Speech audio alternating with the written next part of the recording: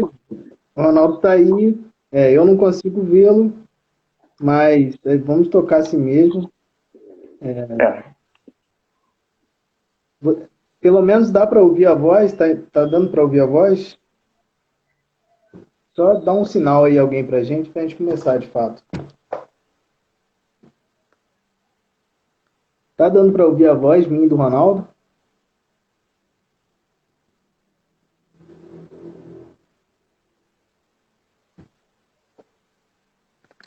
alguém... Ronaldo, Oi, tem que esperar alguém responder para a gente começar. Acho que sim, tá dando para ouvir. perfeitamente, Tudo bem. alguém já disse. Então tá ótimo. Bom, então vamos conversar. Infelizmente aí eu pelo menos não estou conseguindo ver o Ronaldo, mas pelo menos escutá-lo a gente vai. Do Ronaldo não tá. Ronaldo, fala uma Assim, coisa, se oi. apresenta. Gente, desculpe, é a minha primeira vez, o meu sinal também está muito ruim, então eu não sei nem identificar qual é o problema, mas eu vim falar.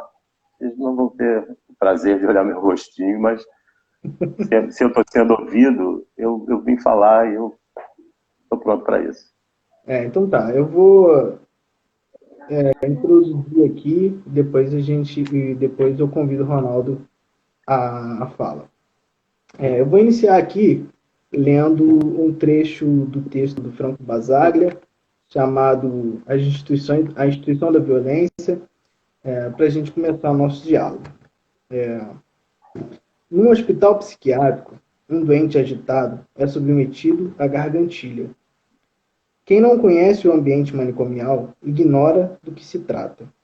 É um sistema muito rudimentar, ainda utilizado em toda parte, para fazer o doente perder a consciência, sufocando-o, jogando-lhe um lençol sobre a cabeça, quase sempre molhado, de modo a não lhe permitir respirar, que é torcido estreitamente à altura do pescoço.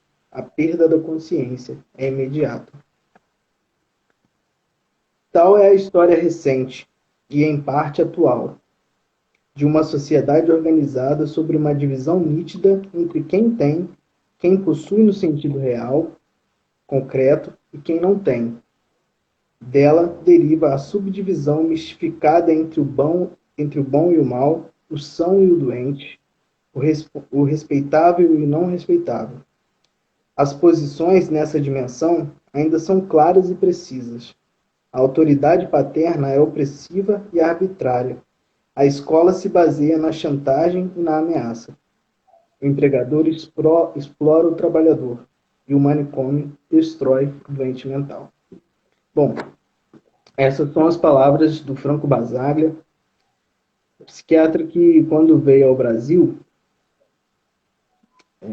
uma oportunidade, quando foi visitar o Hospital Colônia em Barbacena, ele, ao enxergar aquela realidade, ao ver aquela instituição, ele a comparou com campos de concentração nazistas, né?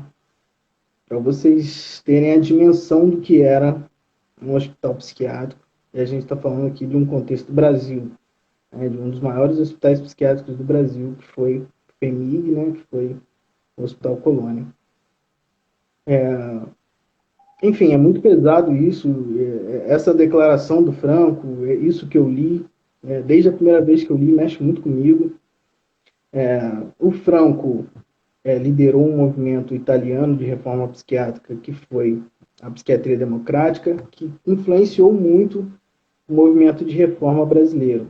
O movimento de reforma brasileiro tem sua história própria, se constituiu através dos movimentos dos trabalhadores da saúde mental, de usuários também, que depois, lógico, foram chamados usuários, foi construído, né, coletivamente por profissionais, por uma luta política, cultural, mas foi muito influenciado pela psiquiatria democrática. É, é, eu quero introduzir algo, lógico, bem claro para quem nunca ouviu falar de reforma psiquiátrica, para quem nunca ouviu falar de um manicômio, que antes a forma de olhar um louco, né, a forma de olhar o diferente, a forma de se tratar a loucura, de olhar a loucura, se dava através de instituições manicomiais. Ou seja, você segregava o louco, você segregava a diferença, isolava ele da sociedade, não para tratar. O Ronaldo fala muito isso, né? O Ronaldo diz, olha, se segregava, mas não para tratar. A própria história do Franco Basaglia é muito interessante. Ele que, quando foi mandado a um hospital psiquiátrico para ser diretor, ao chegar e ver aquela realidade, ele imediatamente começou um processo de pensar uma nova forma de lidar com aqueles sujeitos daquela experiência da loucura. Ele que, naquele primeiro momento, tentou humanizar uma instituição manicomial na Itália, mas ele notou, assim como as pessoas que estavam trabalhando com ele, que era impossível humanizar uma instituição que era em si desumanizante, que era muito violenta. Então, eles começaram ali um processo de negação daquela instituição, né, no sentido de tentar uma superação daquele modelo manicomial. Então, Franco, uma das primeiras coisas que é bem clara na experiência da psiquiatria democrática é a forma de olhar esse sujeito do sofrimento. Que se outrora esse sujeito era um sujeito que era calado, né, nessa nova forma de olhar o sujeito, ele deveria ser ouvido, né, e ser inserido nas discussões sobre aquilo que ocorria com eles. Então, acho que o grande movimento deles ali foi justamente aquilo que o Franco deixava muito claro, que era colocar entre parênteses a doença e assumir o sujeito. Coisa que anos, talvez até hoje, o modelo médico coloca entre parênteses o sujeito e assume só a doença. E a psiquiatria democrática conseguiu a superação do modelo manicomial na Itália, e o Brasil foi muito influenciado por esse movimento. E eu convidei o Ronaldo para falar um pouco. Opa, tá aí o Ronaldo. Convidei o Ronaldo para falar. Você está aparecendo agora, Ronaldo, para gente. Convidei o Ronaldo para uma fala, para falar como foi o processo de reforma psiquiátrica em Petrópolis. Gente, É, alô? você está conseguindo me ouvir? Você está conseguindo me ouvir? Alô? O Ronaldo está com muito problema na internet. Possível. Não estou conseguindo nada. Você me ouve? Está me ouvindo? Eu estou te Pode falar ouvindo. comigo. Não sei. Alô? Oi. Eu não escuto, está tudo travado. Você ouve o que eu estou falando? Então eu vou sair e vou entrar de novo. Eu estou falando, mas eu Agora não você escuto conseguiu. nada. Nem a mim mesmo. Ronaldo, não sei se Alô? ele está me ouvindo. Você está me ouvindo? Oi, Lucas. Você está conseguindo me ouvir? Parece que eu estou sendo visto agora. Eu Sim. não. Eu tenho que me escutar. Eu não estou me escutando. Você me ouve? Ronaldo, Parece que vocês estão me ouvindo agora, mas eu é que não estou ouvindo mais o Lucas. Então eu não sei aonde parou, de onde eu começo. Cara, muito ruim o sinal. então, gente, eu Oi, vou pedir para que vocês oi. mandem mensagem para o Ronaldo aí, para ele iniciar a fala dele.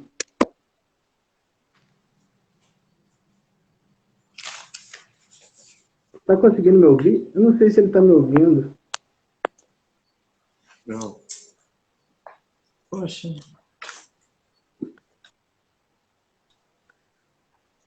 Mas, Ronaldo,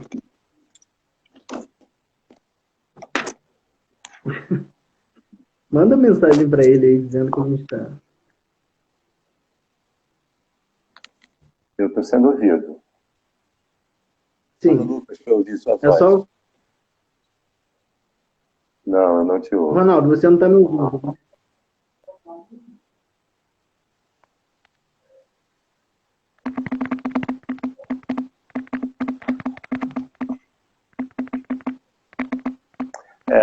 nervoso, né? Então eu vou sair e vou entrar uma outra vez. Não, não precisa, não precisa.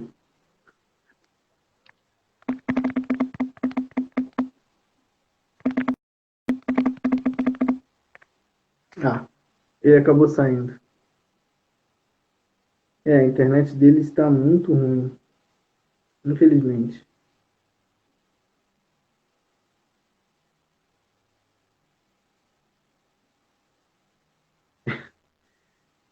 Ele acabou saindo.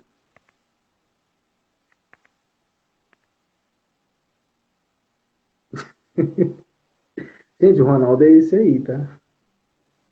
Oi, Você tá me ouvindo agora? estou ouvindo, agora estou. Eu Então, perdi. Foi. No é bazar. o seguinte, eu vou te apresentar agora para você iniciar a sua fala. Então, gente, eu conheço o Ronaldo há uns 3, 4 anos atrás, ouvindo uma fala dele sobre justamente isso que a gente vai conversar hoje. E foi uma fala que mudou a minha formação. Né? Eu, depois da fala dele na Estácio, ele não deve se lembrar disso, mas eu fui falar com ele justamente isso, que a fala dele mudou a minha formação, mudou a minha maneira de enxergar, sobretudo a psicologia e a minha relação com as pessoas. Então, eu vou deixar aí vocês dialogando com um cara muito especial, um cara que teve à frente de todo o processo de reforma em Petrópolis. Ele vai falar de um ponto de vista de quem fez a história. Ele não vai contar a história, ele vai falar do ponto de vista de quem fez essa história de Petrópolis. Então, está contigo, Ronaldo. Foi. Só para confirmar que eu estou sendo ouvido, né? Tá. Me emociona muito o que você falou sobre mudar, né, a maneira de você ver as coisas, porque essa experiência também mudou a minha carreira. Aliás, essa sua fala fez eu mudar completamente a minha fala. Eu vou quase começar do fim, mas isso não tem nenhum problema, porque, como você falou, você disse assim, que eu fiz história. Eu prefiro pensar que eu estava lá, eu testemunhei, eu fui uma testemunha, né, e é desse ponto de vista que a minha narrativa vai correr. Eu vou contar o que aconteceu e como aconteceu. Então, estilisticamente, eu vou omitir nomes, obviamente eu não vou lembrar das datas e talvez eu esqueça alguns fatos. Tá? Mas uma coisa importante, seguindo a sua fala, é que realmente mudou a minha maneira de trabalhar e principalmente de ver a doença mental e a saúde mental. Hoje eu não sei mais, né, qual é o nome certo, qual é o nome que a gente usa. E aí vou ter que explicar isso também um pouco, que não estava previsto, né? Quando eu cheguei em Petrópolis, num concurso, e isso é muito importante na história, em que abriram 19 vagas para psicólogo, eu já tinha uma prática clínica, basicamente de consultório, com psicanálise de 12 anos. Eu já trabalhava nisso há 12 anos, era um analista clínico, né? E entrei lá e fiz esse concurso. Então, assim, que eu chamo de pré-história da rede, né? 19 psicólogos juntos, né? Entraram. Inicialmente, cada um foi para um lugar e tal, mas... E aí é uma parte da história que eu não sei contar, como testemunha, mas eu fui primeiro para o centro de saúde, depois eu fui para o DIP, que era um momento importante lá no DIP, e eu comecei a ser sondado para se eu aceitaria ir para o ambulatório. Não existia ainda um ambulatório. Segundo eu soube, e isso aí... É porque eu pensei uma outra coisa agora. Funcionava uma psicóloga, uma psiquiatra e uma técnica de enfermagem. Isso era o que tinha. E aí eu comecei a ser sondado se eu aceitaria ir para um ambulatório. E claro que eu topei. E aconteceu. O primeiro ambulatório foi um ambulatório ali na Nilo Peçanha, onde é o Fucas hoje, né? E aí era uma casa, vocês conhecem, pelo menos o pessoal de Petrópolis conhece, uma casa de 2 andares no centro da cidade, uma localização muito legal. E muitos psicólogos, psiquiatra. Então, ali, nós começamos a nos reunir, né? E a trocar informações exatamente sobre Basaglia, a luta antimanicomial, a antipsiquiatria, porque assim, isso eu até pensei hoje, né, pensando aqui na hora de falar, né, era uma oportunidade da gente fazer o que ele fez, porque a gente estava no serviço, uma casa imensa, um monte de psicólogos, e a gente trocava xerox, né, na época era um xerox, isso em 91, tá? Não, isso deve, entre 91 e 92. E aí a gente começou e aí pensamos em fazer daquele ambulatório, já nessa ideia, que fosse um lugar de convívio. E a gente começou a fazer. E funcionava. Como eu prometi que eu ia contar histórias, só para vocês entenderem como era o clima nesse momento. Assim, e havia trabalho, tá? Era um ambulatório, era um lugar de atendimento, tinham 2 psiquiatras, muitos psicólogos. Tá? Mas à tarde, em alguns dias, a psiquiatra tocava violoncelo. A cozinha passou a ser um lugar de convívio, mas ainda no modelo ambulatorial. Mas já começou a acender na cabeça de cada um uma ideia de fazer um CAPS.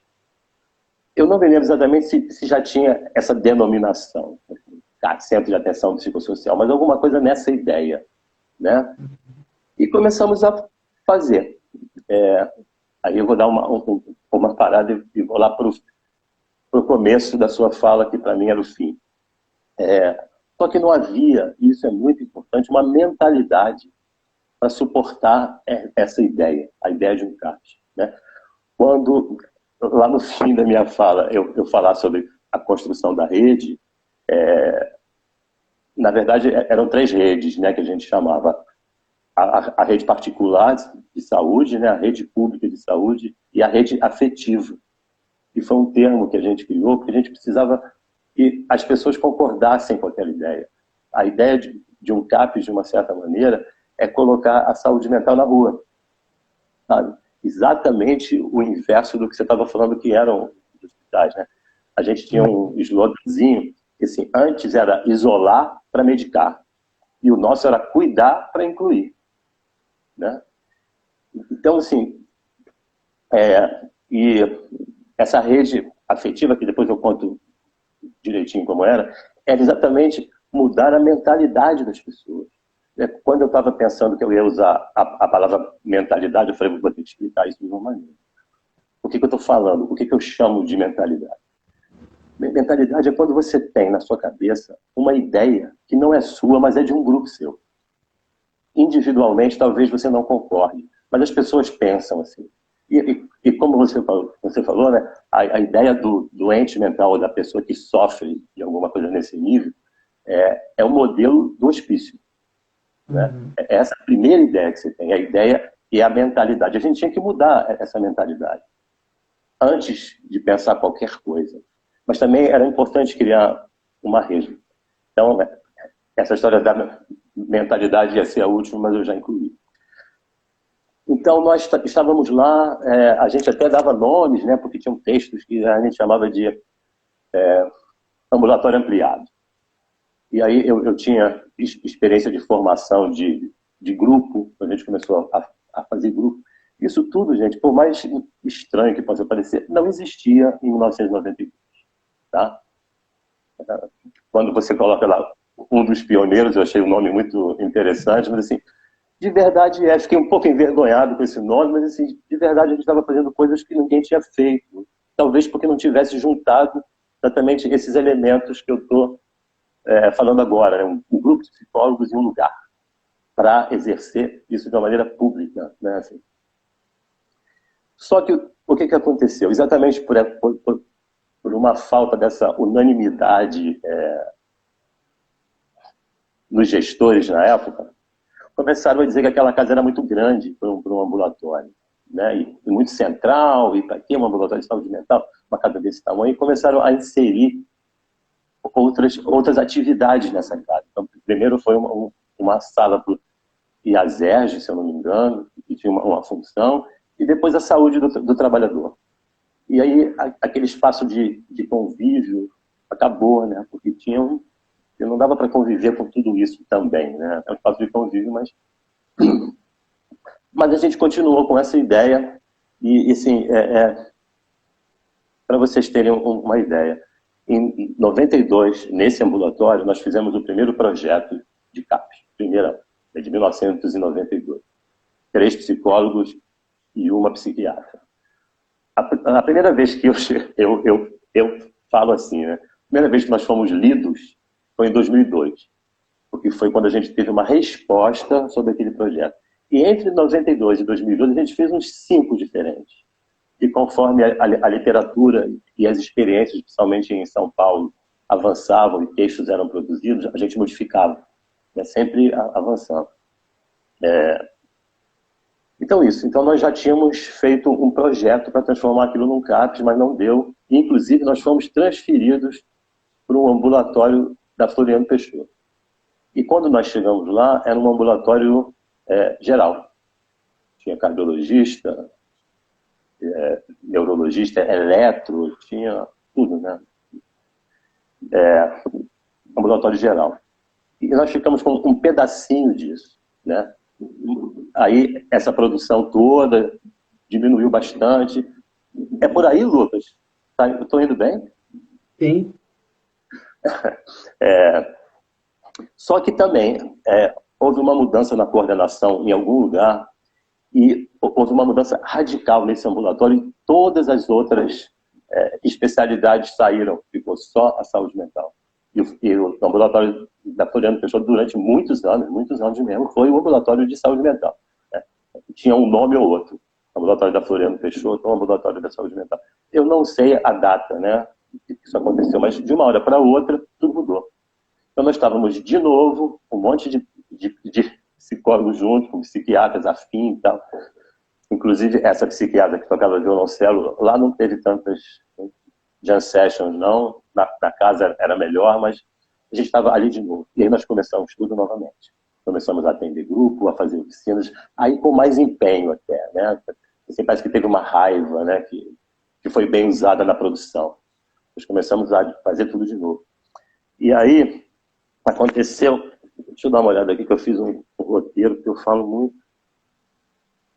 Isso mesmo. Então, aí começou uma coisa inesperada, inclusive da minha parte, né? Porque queriam transformar aquele ambulatório num CAPS, num estalar de dedos, agora é CAPS. Inclusive teve um coordenador que disse isso, agora é CAPS. Mas como é que a gente faz? Quando atender o telefone, ao invés de dizer ambulatório, fala CAPS. Só que eu comecei, e aí, paradoxalmente, eu fui muito cobrado por isso depois, quando eu fui coordenar a implantação do CAPS. Mas você era contra, né? Porque eu era contra. Mas eu era contra transformar o ambulatório num CAPS. Eu percebi, e aí, assim, na minha cabeça, hoje, né, pensando para trás, isso talvez já fosse a sementinha da ideia de rede. Eu ficava pensando, cara, a gente vai acabar com um ambulatório para criar um CAPS, sabe? Vai ficar com uma perna só. A gente precisa de pelo menos 2 pernas. Então, assim, teve esse tempo, né, que a gente atendia o telefone falando CAPS.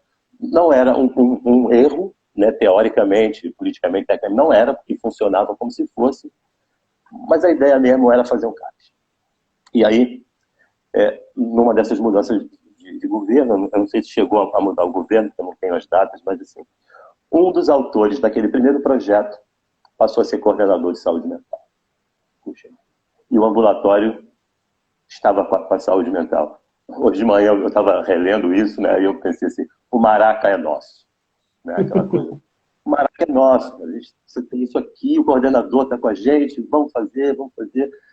E foi um período muito bom, assim, mas sempre com a ideia do CAPS, que a gente conseguiu em 2002, por conta de que no ano 2000 teve a Lei 10.200, esqueci. 10.216, do Paulo Delgado, que dava as bases, né, as diretrizes e as bases da criação de um CAPS. E principalmente com incentivo. Quer dizer, se a prefeitura fizesse, o governo federal bancava. A gente precisava fazer. Era uma condição. Eu não sei se a frase foi exatamente essa, claro que eu não sei, mas nós fomos a um prefeito, que foi o primeiro que leu, Ele falou, gostei da ideia, faz aí, se der certo eu apoio. Que foi, assim, nunca ninguém tinha dito nem perto disso. E aí nós corremos atrás. Aí nós começamos, e esse último projeto, ele foi feito exatamente em cima das diretrizes. A gente, cada ação, né, que era proposta era uma ação baseada no artigo tal das diretrizes básicas. Então, foi muito eficiente nesse sentido, a gente só precisava fazer. Eram 2 CAPs, né? Daqui a pouco eu vou começar a contar a história só do CAPS adulto, porque era um CAPS infantil, que era um projeto, né? E o CAPS adulto. Conseguimos uma casa na Monte Caseiro, onde é o CAPS Nise da Silveira até hoje. E nós precisávamos de 2 casas, porque não era possível fazer um CAPS infantil junto com o CAPS adulto, não era seguro, não era nada. E, assim, uma das preocupações que a gente tinha, por conta de ser uma coisa muito nova e muito ousada, era não fazer besteira, sabe? Ficar sempre um passo atrás do que a gente podia ir. Então, mas essa casa era incrível, porque ela tinha, inclusive, números diferentes, porque tinha uma entrada lateral, com um espaço enorme atrás, que tinha um outro número. Nós colocamos 2 portas, separando uma casa da outra por dentro, e um murinho por fora. E ficaram 2 casas. Mas, na verdade, se pagava por uma, né? Um aluguel de uma. E aí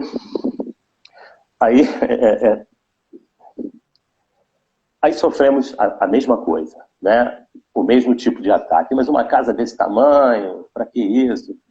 Para cuidar de maluco? Aqui, Rua Monte Caseiro, gente. Que, para quem não sabe, é uma rua residencial, super bacana de Petrópolis, né? Então, por exemplo, conseguimos a casa, não tinha equipe. A minha equipe era só uma técnica de enfermagem. E a gente ficava lá o dia inteiro, de 8 às 5, acendendo luz, andando para lá e para cá, porque toda hora alguém sugeria, aquela casa lá da Monte Caseiro está vazia, a gente podia colocar não sei o que lá. Mas conseguimos criar uma equipe. Aí, em relação ao tempo, eu não sei se isso aconteceu, quando isso aconteceu.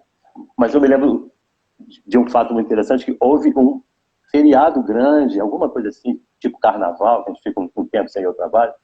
E na primeira reunião que nós tivemos, o coordenador de saúde mental e a coordenadora do CAPSI tivemos a mesma ideia, que foi assim, a gente precisa construir uma rede.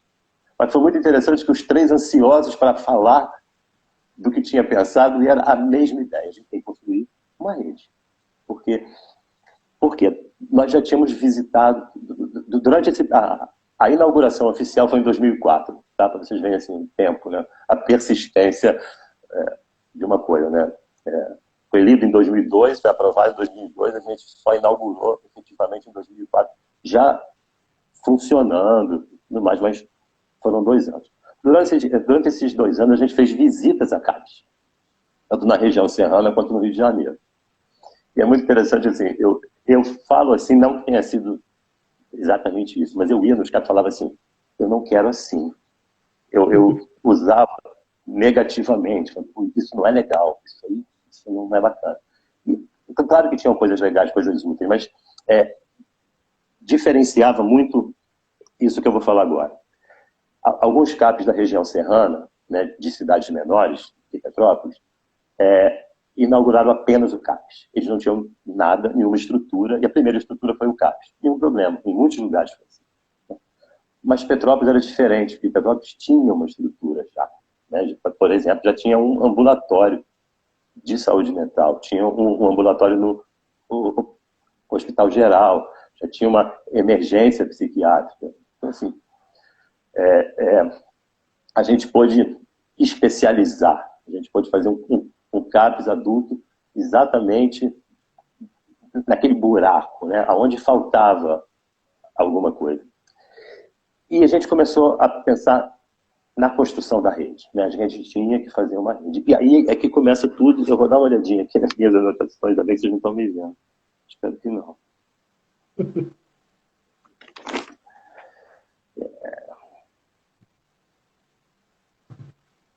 Isso. Tá. E aí tá. Então nós estamos com o CAPES, assim, foi um período muito fértil, porque houve muita procura de voluntários. Nós tínhamos muitos voluntários. Musicoterapeutas, artistas, músicos, dançarinos. Então nós tínhamos oficina de dança. A gente tinha um professor de música, nós tínhamos uma musicoterapeuta, nós tínhamos uma artista plástica.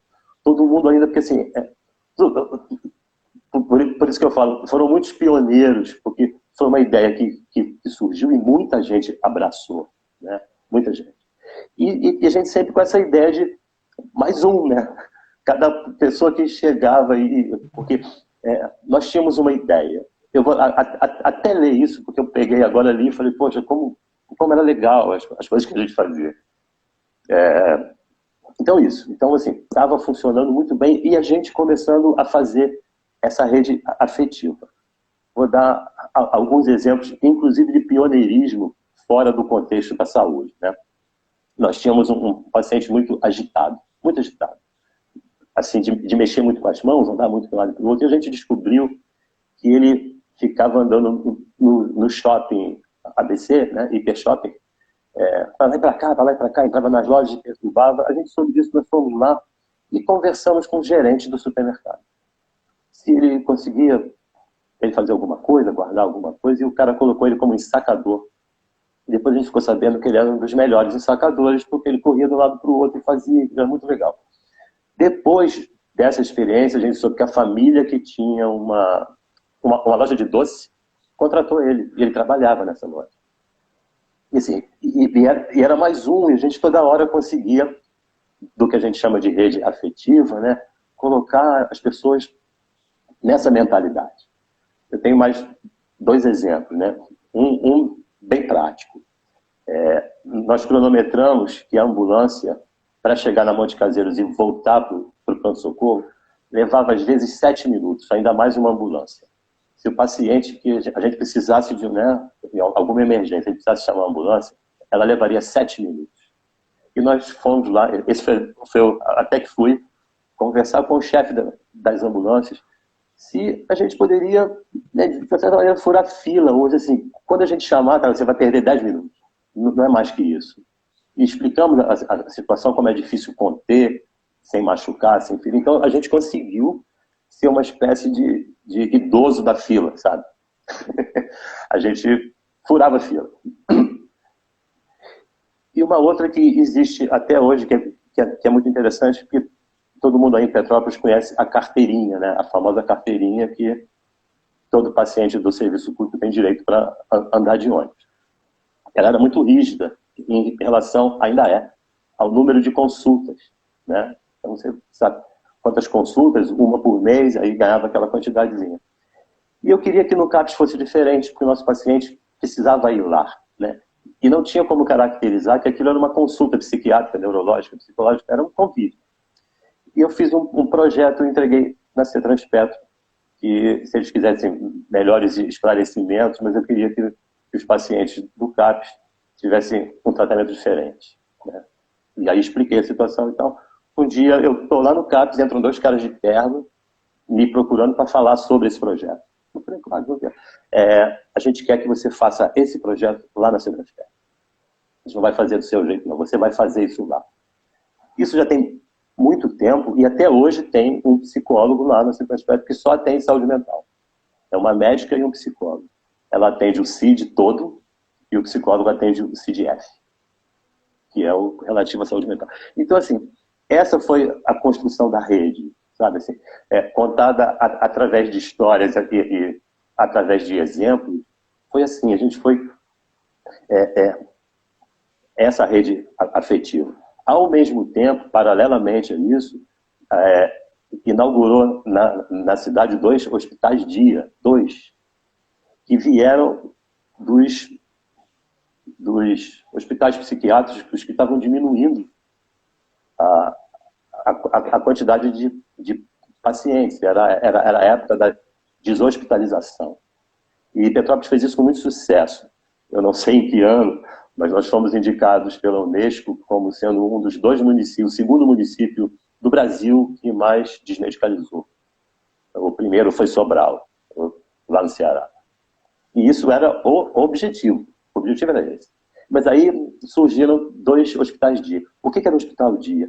Era para aquele crônico, para aquele que não tinha necessidade, porque aí fica tudo muito claro, né? Por que a gente mantém esse cara num hospital psiquiátrico, cara? Ele pode dormir em casa, ele pode sair de casa, ficar um dia inteiro no hospital-dia, passar o dia inteiro, fazer atividade, ser medicado, se for preciso, voltar para casa. Essa ideia do confinamento como solução, uma vez que a gente foi trabalhando essas mentalidades, passou a ser um absurdo. Para quê? Por quê? Não é mais caro cuidar, sabe? Manter um cara, né, para quem pensa na questão do dinheiro, não é mais caro. Tá? Manter uma pessoa hospitalizada 24 horas é muito mais caro do que manter ela vontade. E além de que o dinheiro era federal, não era um dinheiro gasto pelo município. E aí tem um monte de detalhes em relação a isso. Faz alguma pergunta, Lucas, para me orientar aqui. Eu vou ficar falando sem parar. Não, pode continuar. Pode continuar daí? Então, assim, por exemplo, esses 2 HDs que eu chamo de rede privada, né? Eu falei, né? Tinha uma rede pública de saúde, uma rede privada e uma rede afetiva. Agora eu vou falar da rede privada. Que eram os hospitais psiquiátricos, sim, eles têm que estar lá, né? Mas de uma maneira diferente. Assim, eu fiz uma comparação, mais ou menos, talvez seja uma metáfora, para quem achar que não é uma comparação, com as UTIs. Tem que ter uma UTI, né? Mas não pode ser um lugar onde a pessoa vá para ficar. Ela vai ficar ali o tempo necessário ao problema dela. E os hospitais psiquiátricos, nessa ótica, começaram a funcionar assim. Claro que teve demanda, né? Mas era uma demanda que era revista a cada 45 dias. A cada 45 dias passava um supervisor hospitalar e via a condição desse paciente sair. Sair para um CAPS, sair para um ambulatório. Aí é a parte que eu vou falar daqui a pouco, né, que é a rede pública, né? Como nós construímos e funcionávamos como rede. Mas tinha esse apoio. Então nós tínhamos os hospitais que estavam lá ainda para essa UTI, né, essa situação extrema, 2 hospitais de dias para os crônicos, que trocavam informações com a gente mensalmente sobre pacientes que podiam passar por CAPS, pacientes que talvez fosse melhor o atendimento lá. Então, assim, a gente estava fechando bem essa coisa da rede, estava muito bem amparada. Tem o infantil também, tá, gente? Eu estou falando só do CAPS-NISE, que, aliás, eu vou fazer um parênteses aqui. Seria muito interessante que essa palestra não fosse a única, sabe? Tivesse, assim, a história da rede de saúde mental de Petrópolis 2, e convidar outras pessoas, o coordenador, a coordenadora, e outras, assim, foram muitas pessoas que participaram ativamente, né, que deram ideias, que participaram mesmo, e que vale a pena construir essa história com H. Eu, por enquanto, estou contando histórias, né? Mas, assim, existe uma história mesmo, que a gente sabe quando começou, né? E essas coisas merecem registro. Daqui a 100 anos ninguém vai acreditar, né? Ou vai ser fácil negar a existência.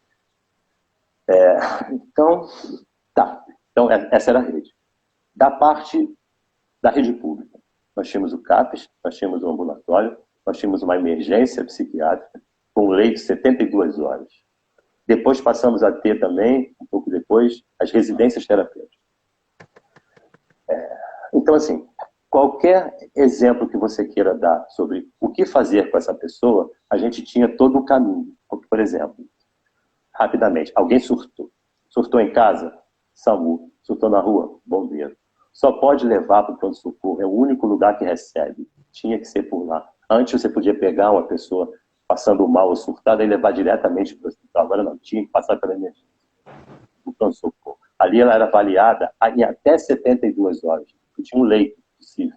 3 dias. Né? Podia sair na hora, podia ser encaminhada para um ambulatório, podia ser encaminhada para o CAPS, ou podia ser encaminhada para uma internação.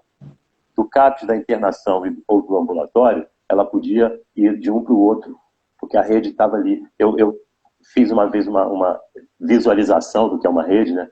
Uma rede são pontos e linhas, né? Pontos e linhas. Então nós tínhamos isso. O ambulatório era um ponto, o CAPS era um ponto, tudo era um ponto, e se de alguma maneira você chegava. Podia não chegar diretamente, mas havia essa rede. Dois projetos federais ajudaram muito, né, da residência terapêutica, e um que era muito interessante, que chamava De Volta para Casa, que era um dinheiro, né, que o governo federal dava a cada paciente deshospitalizado que voltasse para casa. Ele tinha que estar em casa. Nós tínhamos serviço social, então o serviço social acompanhava, via as condições da casa, e isso era muito interessante, isso é uma coisa que funcionou muito, porque era uma fonte de renda. Aquele cara que era um peso e que não era, né, porque, depois eu chego lá, ele passava a gerar renda. Então foi muito fácil, foi muito tranquilo a aceitação dessa pessoa. Até porque, quando eu estava falando sobre mentalidade, né, não é assim, né? A gente imagina, está sempre imaginando que o louco é uma pessoa violenta. As pessoas violentas não são loucas, elas são violentas. É muito diferente. Eu fiquei muito tempo, né, como coordenador de CAPES, 2 vezes, estou há 30 anos em Petrópolis lidando diretamente com saúde mental e nunca fui agredido por ninguém, nem por palavras. Então, assim, tá, né? Já ficou claro o que eu quis dizer, mas não é a mentalidade, né? E isso era muito cuidado pela gente, né? Como sempre, uma história para ilustrar. Tinha porque assim, deixa eu voltar um pouco. Os CAPs, eles têm que ter um objetivo. O nosso objetivo era incluir, era socializar. Era esse o nosso objetivo. Inicial. E isso pode mudar, mas como a gente acreditava que o caminho da deshospitalização tinha que passar pela socialização, né? E para que isso acontecesse, a gente tinha que cuidar. A gente tinha que dar condições de isso acontecer na medida da pessoa, né? Então, por exemplo, e desfazer várias coisas. Por exemplo, nesse caso, a gente tinha um paciente que um dos sintomas, entre aspas, dele era que ele pedia cigarro na rua. Isso é muito chato, sabe? Aquele cara no meio da rua, dá um cigarro, dá um cigarro, dá um cigarro. E lá no CAPS a gente percebeu que, cara, ele pedia cigarro porque ele queria fumar. Que não era um sintoma. E um dia eu tô chegando no CAPS, está ele na rua pedindo cigarro. Eu falei, caramba, cara.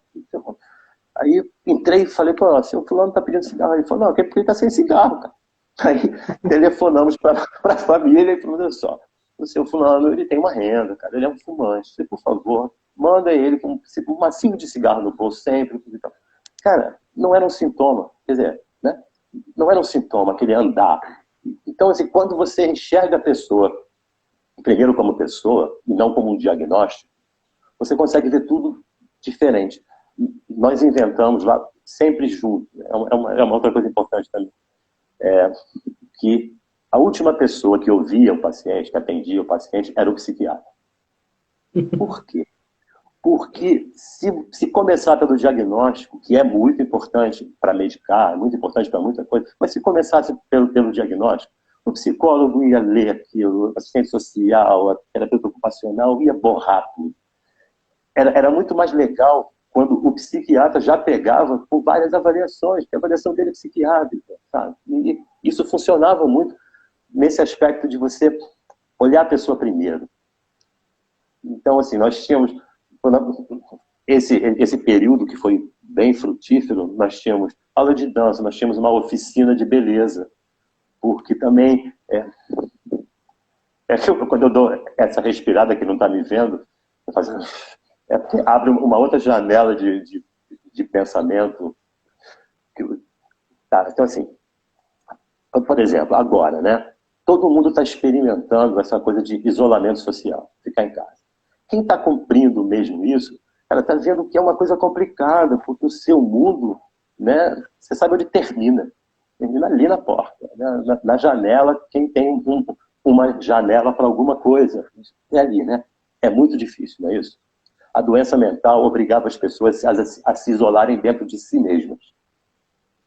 Porque você não é compreendido, você não é aceito, você é doido, você surtou, sabe? Basta aumentar a voz um pouquinho, você já surtou. Surtou, e aí pronto. Então, imagina uma pessoa que ela tem que viver dentro dela mesma.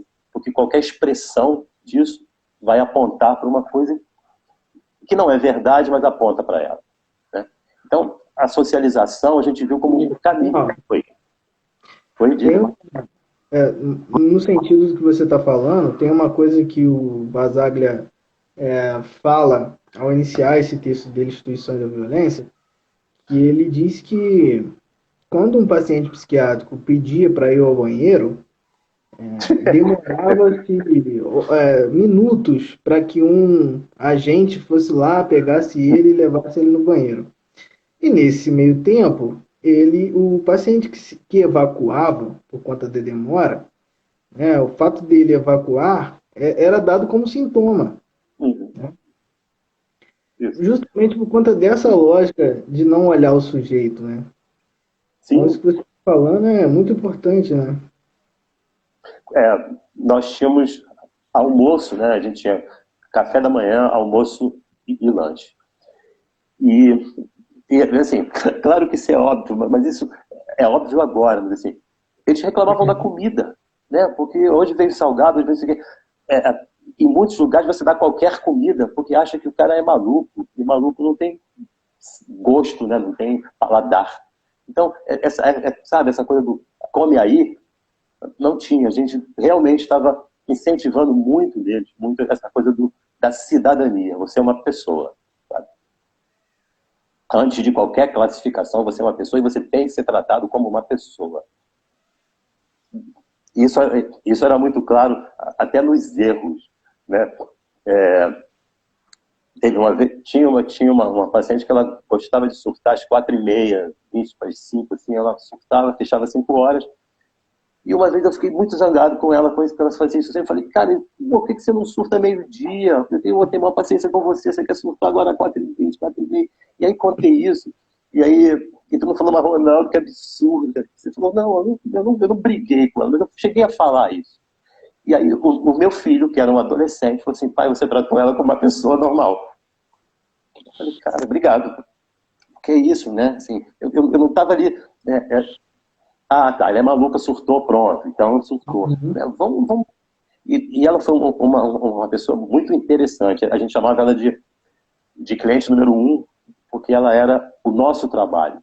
Se a gente conseguisse fazer um trabalho com ela, a gente fazia um trabalho com qualquer outra pessoa. Era realmente muito difícil.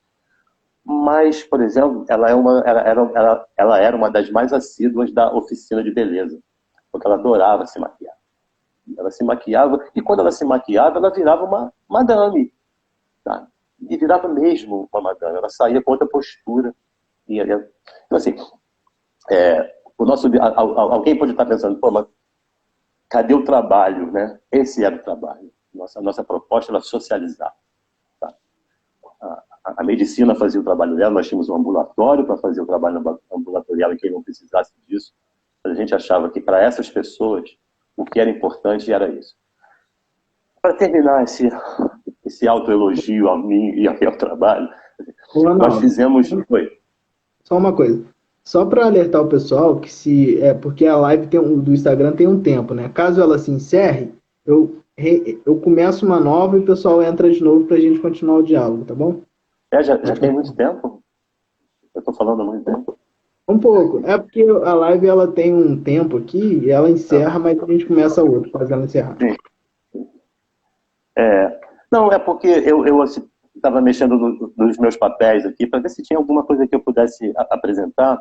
Então eu achei umas resoluções que nós fizemos, e eu não sei se foi tirado de livro, eu não sei, mas eram 4 itens de funcionamento. Assim, a gente funcionava nesse modelo. Eu vou ler 3 primeiros, depois talvez eu leia o 4, porque ele é muito grande, mas esses 3 são interessantes. Um era funcionar como uma unidade que desenvolva um trabalho qualitativamente distinto das práticas e modelos de atendimento em saúde mental.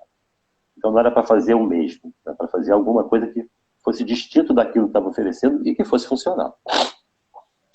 Que seja para o usuário, um espaço de referência, um lugar para ir, encontrar pessoas, desenvolver alguma atividade, tomar um lanche, conversar, pegar o remédio e voltar para casa. Era essa a sensação que a gente queria que eles tivessem. Tá? Era um lugar de encontro e fazer essas coisas e ir embora. Tá? E em relação à equipe, isso é uma coisa importante também, que a gente tem. Uma equipe de profissionais que privilegie mais a função terapêutica que cada um dos seus integrantes pode desempenhar a partir de sua experiência, posição teórica e disponibilidade pessoal, do que a categoria profissional a qual ele pertence. Não havia hierarquia em relação à função. Todas essas funções eram extremamente importantes, porque era quem... O Capgenize hoje é coordenado por uma pessoa que não é técnica. Acho que tem uma experiência que está lá desde o começo. É uma boa pessoa para você entrevistar. Ela disse que ia estar ouvindo. Como eu falei que eu não ia falar nomes, eu vou manter essa promessa até o fim. Mas, assim, isso nós seguimos também. Não havia hierarquia, não era o psicólogo, não era o coordenador, era uma equipe. Essa coisa de trabalhar em equipe multidisciplinar, é uma lição também, né? Nada era centralizado. Tudo era uma responsabilidade de todos, inclusive dos pacientes. Teve uma vez que nós tivemos uma discussão rápida, sobre uma pessoa que, olha só, irônico, desmaiou na porta, sozinho, desmaiou na porta. Aí, aquela dúvida, se a gente colocar para dentro, é nosso. Se a gente deixar lá fora, é do bombeiro. Só que na porta do carro. Mas aí tinham 1000 implicações, né, clínicas, né, quem é a pessoa, o que a gente vai fazer, qual é o tipo de passar mal, qual é a passando e tal. E aí um dos pacientes falou assim, não sei qual é a dúvida que vocês têm, a gente não está aqui para ajudar? Putz, na mesma hora, a gente pegou a pessoa, mexeu, achou o endereço, telefonou para a família, chamou, sabe? Porque assim, a gente tinha bem claro que era ajudar. Como é que você pode ajudar? Né? Diferente de você ser psiquiatra, de você ser psicólogo, de você ser técnico de enfermagem, de você ser da limpeza, sabe? Era muito em cima dessa função. Isso. Por que isso não é eterno? Né? Assim, eu estou falando tanto de um lugar legal, porque de vez em quando tem os revés. Eu vou terminar agora, eu acho, a não ser que você pergunte, a gente vai para outro caminho. Porque, assim, é uma coisa que me angustia hoje pelo que está acontecendo hoje. Tudo isso que eu contei, essa história, essa criação dessa rede, uma coisa muito importante, essa rede existe ainda. Eu estou contando tudo no passado, mas ela existe, fisicamente ela existe. Tá? Mas as políticas mudam. Né? E a gente está vendo hoje como é que política, né, interfere na condução da saúde. A saúde, como tudo. Né? Era uma ingenuidade achar que não, mas era invisível. Hoje isso é muito visível. Então, essa rede ela fica mais forte ou mais fraca conforme a mentalidade dos gestores, conforme a política do momento. Então, isso é uma coisa importante, eu acho que é uma coisa que todo mundo tem que saber, porque não são só os argumentos técnicos que funcionam. Na verdade, quando você tira uma pessoa de uma instituição centenária, como é um hospital psiquiátrico, né, você está mexendo com uma estrutura muito grande de coisa. Quando você acha que ele tem direito a ficar na rua, você acha que ele tem direito a pegar um ônibus, e tinha essa paciente que eu falei que dava um trabalho enorme, o ônibus não parava para ela. E aí ela jogava pedra. E aí falava, pô, mas a gente não para porque ela joga pedra. Eu falei, não, ela joga pedra porque você não para. E cheguei a pegar ônibus com ela algumas vezes, alguns pontos de ônibus, né? Porque aí o ônibus parava para mim, parava para ela, eu entrava com ela, sentava com ela, conversava com o motorista, conversei com um fiscal uma vez sobre isso, porque ela pegava sempre o mesmo trajeto, mais ou menos na mesma hora. Eu falava, cara, se ela fosse cega, você ia ajudar. Não é? Você não ia pegar pela mão. É uma pessoa que tem uma dificuldade de estar aqui dentro desse ônibus, que vocês também não ajudam. Ninguém quer chegar perto, ninguém quer sentar perto. Tá? Então tá. Então, assim, as políticas mudam, as mentalidades mudam, e aí o funcionamento desse trabalho também muda. Tá? A gente tem que estar atento que é uma política pública de saúde. Funcionar como rede é funcionar de acordo com uma maneira de pensar. E que se não houver essa maneira de pensar, não tem adianta. Eu acho que eu já falei bastante, cara.